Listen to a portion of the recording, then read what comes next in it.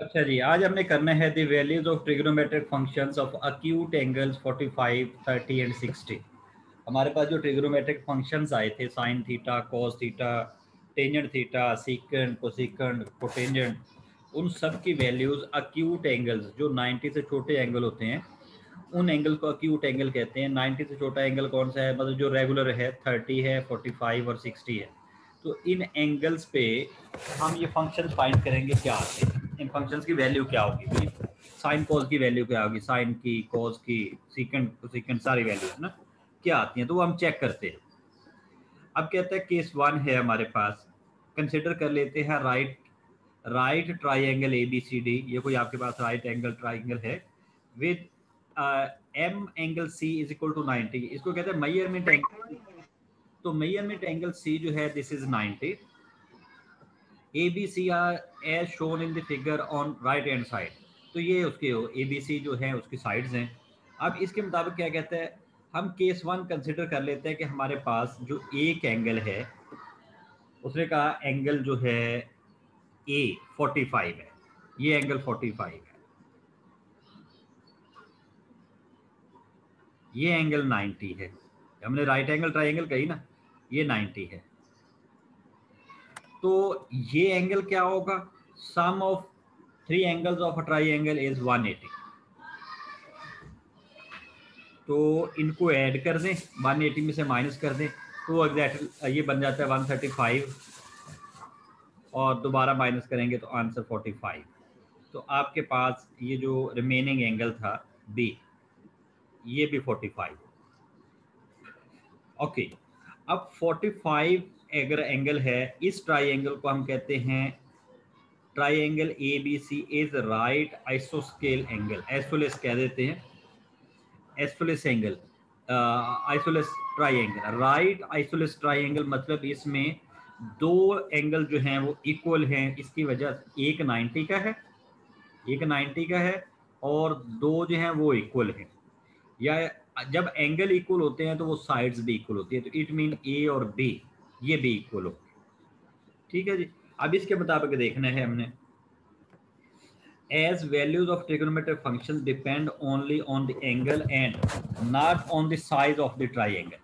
किसी भी ट्राइंगल की जो वैल्यूज हैं वो उसके एंगल पे डिपेंड करती हैं, एंगल पे डिपेंड करती हैं, उसके साइज पे डिपेंड नहीं करती कि कितनी बड़ी ट्राइंगल है। तो हमारे पास जो है इसके एंगल आया ये 45, ये 45 और ये 90।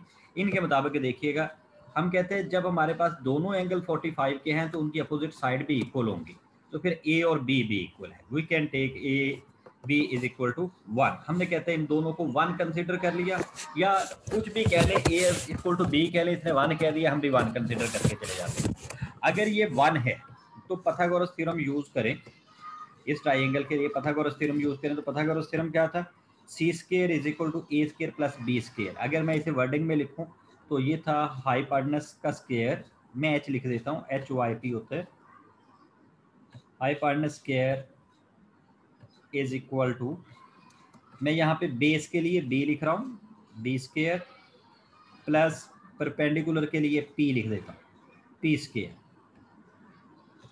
तो ये होता है, ये आपके पास हाइपार्टनस जो है, या उर्दू में अगर मैं बात करूं, अगर आप में से उर्दू मीडियम है कोई, वतर का स्केयर इक्वल टू, ये जो आपके पास कैदा कहते थे उसे, और इसे अमूद कहते थे, वो कैदा और अमूद वाले अगर बात करें तो उसमें बात कर लें, या इंग्लिश जानते हैं, इंग्लिश में पढ़ा हुआ है, तो बेस और परपेंडिकुलर। तो यहाँ से आप ये A square plus B square is equal to, आपने दोनों की वैल्यू पुट की, C is equal to 2 square. अब आपके पास अगर एंगल 45 का है, एंगल 45 है, ये ए बी 1 आ गया, बी बी 1 आ गया, और सी आया आपके पास 2 स्केयर। अब यहाँ से अपने वैल्यू फाइंड करनी थी, साइन थीटा किसके इक्वल है, चले ये नेक्स्ट पेज पे लिखी होगी, मैं वही से कर देता हूँ।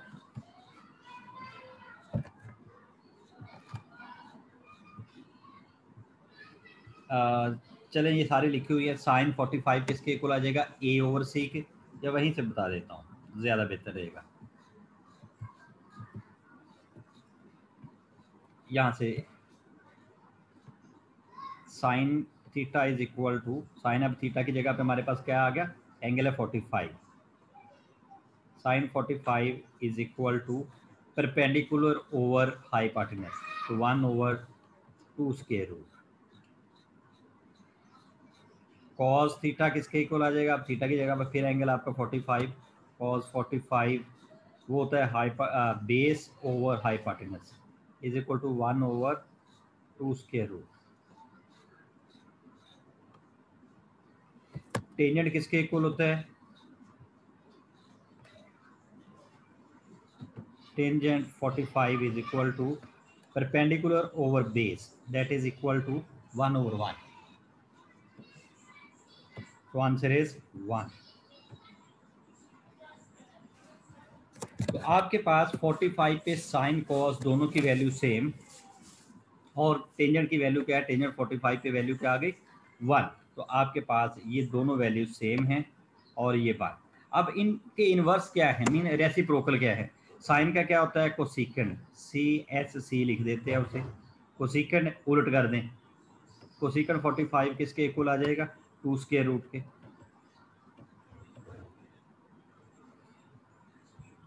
और कॉस का क्या होता है? सीकेंड, SEC, वो आपके पास वो भी 2 स्क्वायर रूट। और टेंजेंट का क्या होता है? को टेंजेंट, कॉट लिख देते हैं।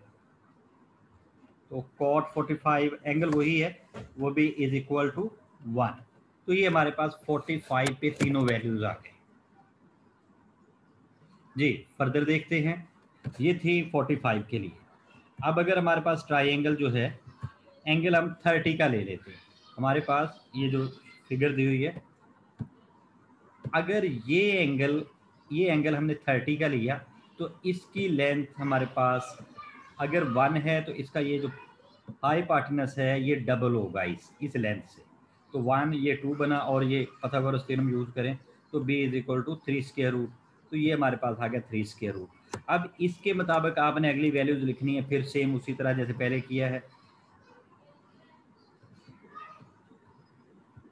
ये एग्जैक्टली यहाँ पे कंप्लीट किया हुआ है। साइन 30, ये 30 आपने किया, किसके इक्वल है? A/C।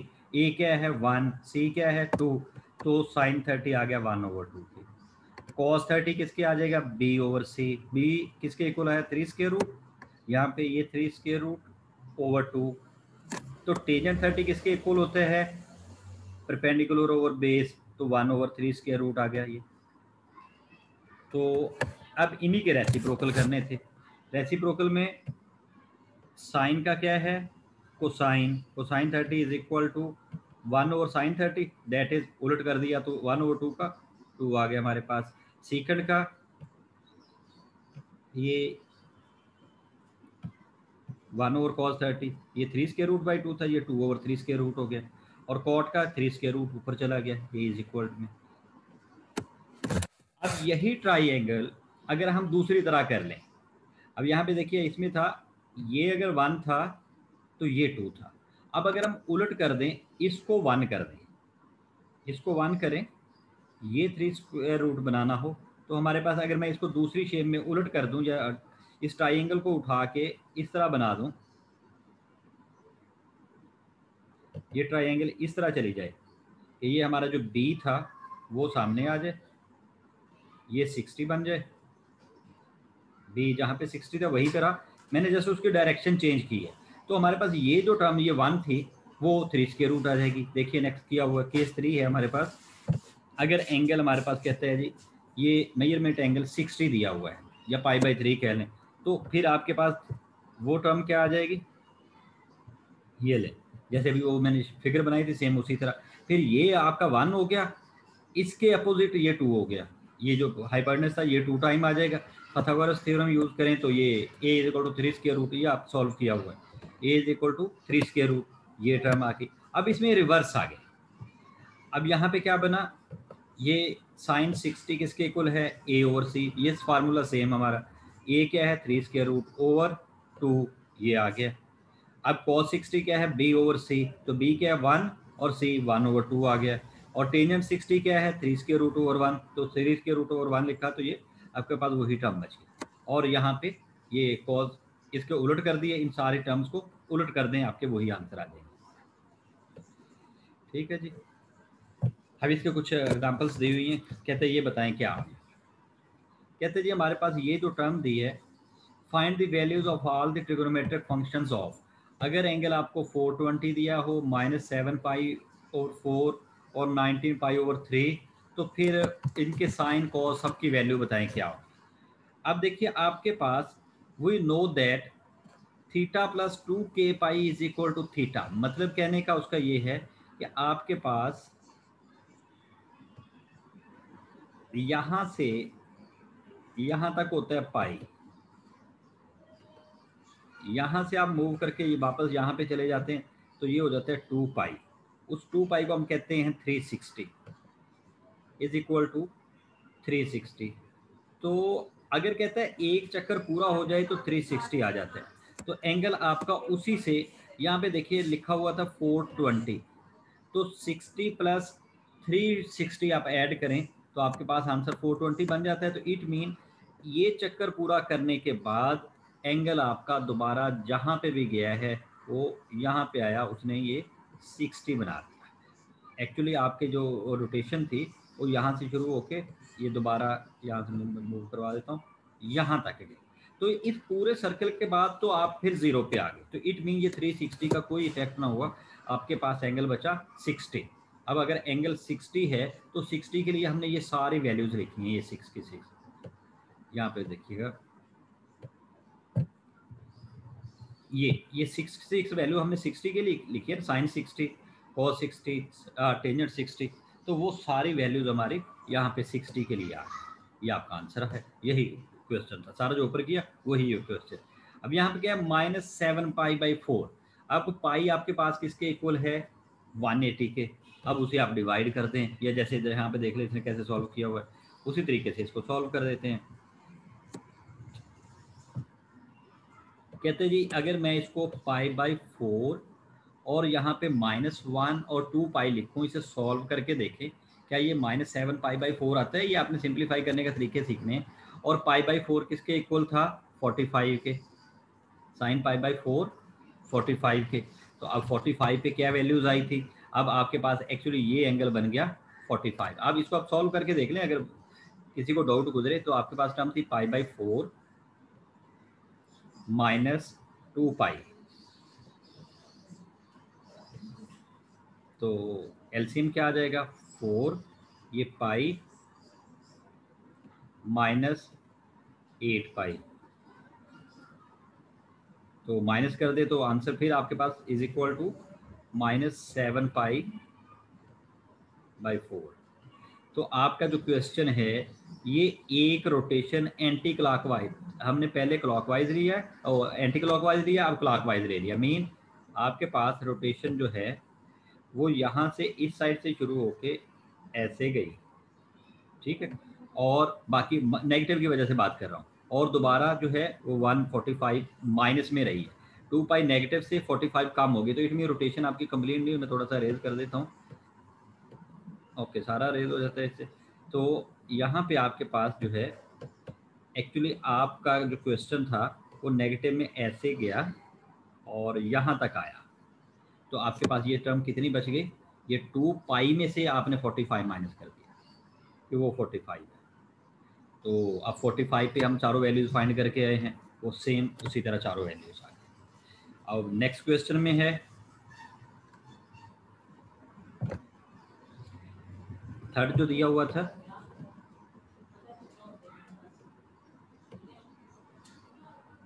थर्ड में दिया हुआ है 19 पाई/3। अब ये आपने गैस करना है, ये लिखा हुआ है पाई/3 माइनस ये 3 कर दिया, या आप 6 लिख लें, 6 पाई/6 या 2 × पाई। एलसीएम लेके देखें, ये आपके पास वही रोटेशन आ जाएगा। इस 3 का मतलब है 3 चक्कर हो गए उलट, उसमें से पाई/3 काम है। तो मैं अगर इसको ग्राफिकली बात करूं तो आपके पास इधर से जाएंगे तो पॉजिटिव आएगा, हम इधर से गए, मेरे एक रोटेशन पूरा हो गया। यहीं से मैं मूव करता हुआ दूसरा रोटेशन पूरा कर लेता हूँ, यहीं से मूव करता हुआ तीसरे रोटेशन में आते हुए पाई/3 कम है। इट मीन मेरी जो लाइन थी वो यहाँ पे रुक गई। पाई/3 का मतलब कितना है, 60। पाई बाई 3 60, 180 को आप डिवाइड कर रहे हो ना एक्चुअली, पाई है आपके पास 180/3, तो वो आ गया 60। तो साइन अभी 60 के हमने सारे रिजल्ट फाइंड किए हैं, साइन को सारे जो अभी सॉल्व किए वो साइन से इस पे 60 के 6 आंसर आ गए। ओके जी, अब इसके साथ ही आगे दिया हुआ है the values of the trigonometric functions of the angle 0, 90, 180, 270, 360। इस पे कहता है बताएं क्या होगा। अब कहते हैं when terminal line lies on the x axis और y axis the angle is called quadrantal angle. जब वो आपके एक्सिस पे होगा तो उसको हमने कहा था quadrantal angle. Now we shall find the values of trigonometric ratio 0 से। तो थीटा अगर आपके पास 0 है देन क्या होगा, ये देखिएगा, ये अगर आपके पास एंगल जो है वो 0 है तो इट मीन आपके पास x1 है, y है ही नहीं। आपकी जो ट्राइंगल थी वो खत्म हो गई, एंगल ही 0 हो गया, तो वो y जो है उसमें 0 आ गया। सो यहाँ पे रेडियस के तौर पे या जो हम वो लिखते थे मैं उसके क्या कहूँ हाइपार्टनस, उसके तौर पे r is equal to x square plus y square is equal to 1। तो अब आपके पास y तो 0 है कि हमारे पास हाइट नहीं है, हम एंगल 0 ले रहे हैं, तो ये आपके पास 0 आ गया। तो टर्म क्या बन गई, y ओवर आर करेंगे तो साइन 0 0, कोसेकंड 0 अनडिफाइन हो गया कि 1/0 कोई आंसर ही नहीं देता। अब cos 0 किसके इक्वल आएगा, x ओवर आर, तो x तो हमारा 1 था, r 1 आया यहाँ से, तो ये 1/1, सो आंसर इज 1। तो इट मीन cos 0 1 हो गया, साइन 0 0, और टेंजेंट 0 y ओवर x, तो 0 और 1 आंसर इज 0, और यहाँ पे ये भी अनडिफाइन के 0 था। ठीक है जी, अब नेक्स्ट में आ जाए, व्हेन थीटा इज 90। अगर थीटा आपका 90 का एंगल है तो इट मीन इसमें x 0 है, x आपका 0 है, y 1 है, तो r आ गया फिर वही इसी तरह 1, तो अब y over r this is equal to 1। cos 90, अब x है ही नहीं था, 0 था, तो 0 ओवर 1 0 आ गया। टेंजेंट 90 y ओवर x, तो इट मीन 1 ओवर 0 अनडिफाइन हो गया। तो ये हमारे पास ये तीनों वैल्यू आ गई, तो यहाँ पे उसकी डिड्यूस वैल्यू आ गई।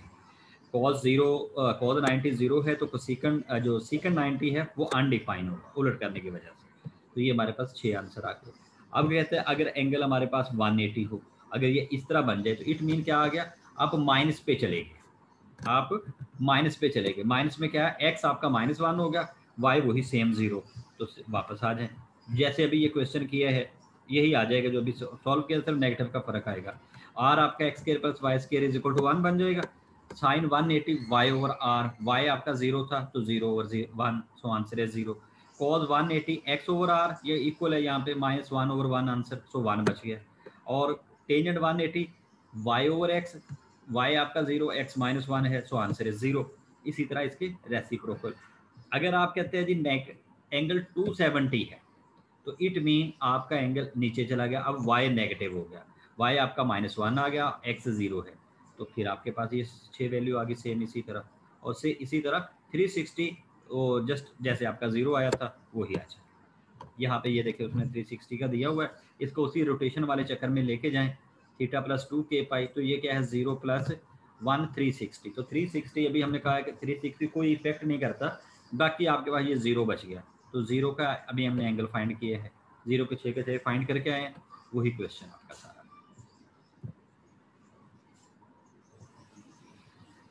दूसरा क्या दिया है -π/2, तो -π/2 किसके इक्वल है, 3π/2 प्लस ये 2π के, तो अब 3π/2 किसके इक्वल है चेक कर लें, 3π/2 क्या बनता है चेक कर ले, 3π/2 है 3 इंटू 180 ओवर 2, तो ये बन गया 270। तो अभी 270 के हमने रिजल्ट लिखे हैं, देखिए ना ये आपके पास 9 और 0, तो ये आपके पास 270 आ गया। अगर 270 है तो 270 के हमने सारे एंगल फाइंड किए हैं, वही आपके आंसर।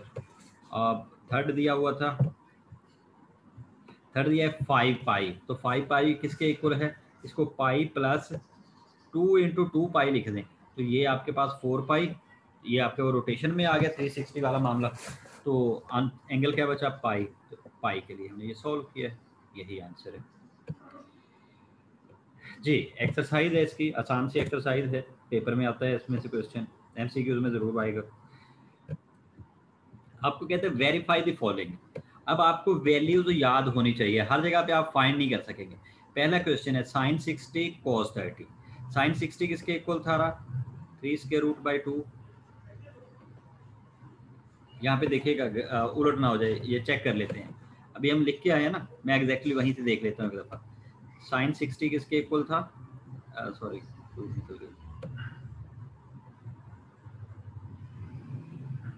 ये हमने वैल्यूज की थी। साइन 60 किसके इक्वल है? 3√2 सही लिख रहा था, लेकिन मैं जस्ट कंफर्म करना चाह रहा था।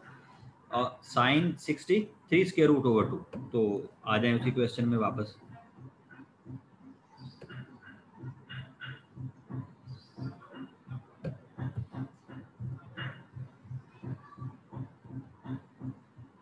ये क्वेश्चन था।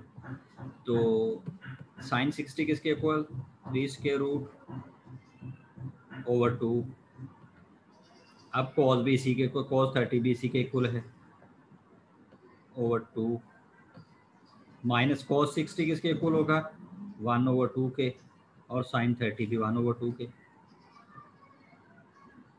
अब इसको सॉल्व करें तो आंसर क्या है? ये 3 स्क्वायर रूट से मल्टीप्लाई हो गया, तो ये आ गया 3/4, 3/4 minus 1/4। So answer is, simplify करने पे 1/2। तो अभी ये देखिए हमने साइन 30 का नहीं आंसर लिखा था 1/2, ये वाला साइन 30 दोनों में 1/2, तो यही हमारा आंसर है। यही हमने प्रूव करना था कि साइन 30 के इक्वल है। नेक्स्ट क्वेश्चन में आ जाएं। नेक्स्ट क्वेश्चन है साइन स्क्वायर π/60। तो इसको हम, स्क्वायर को मैं ऊपर ले जाता हूँ, एक्चुअली 2 टाइम लिख दिया ना, यहाँ भी ऊपर ले जाता हूँ। बाकी ये साइन π/6 का मतलब है 30। साइन 30 किसके इक्वल था? अभी लिखा आपने 1/2 के, तो 1/2 पुट करें तो 1/2 का स्क्वायर हो गया 1/4, प्लस ये साइन 60 किसके इक्वल है? अभी लिखा था हमने 3√2, तो वो भी स्क्वायर कर दिया, तो वो भी 4, प्लस टेंजेंट 45 किसके इक्वल है? 1 के। इन सबको ऐड कर दें, ये सही बना, 482 आ गया आंसर आपका। देखिएगा ये 4 आ जाएगा, 4 आंसर इज 2। यही आपने बनाना था, ये आपने प्रूव कर दिया। जस्ट आपको वैल्यू याद होनी चाहिए।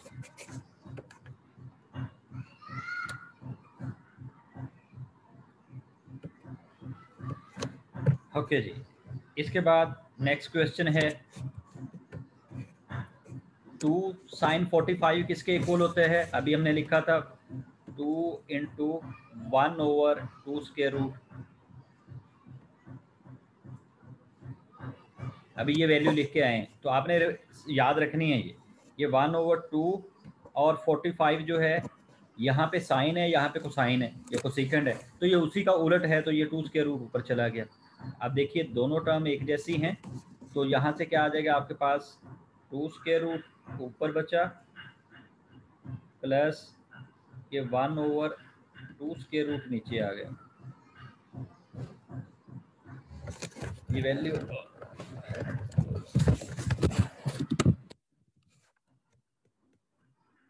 तो ये आ गया आपके पास 2 × 2 3, ये आंसर एग्जैक्टली वही बन गया। ये 3 स्क्वायर रूट 3/2 स्क्वायर रूट।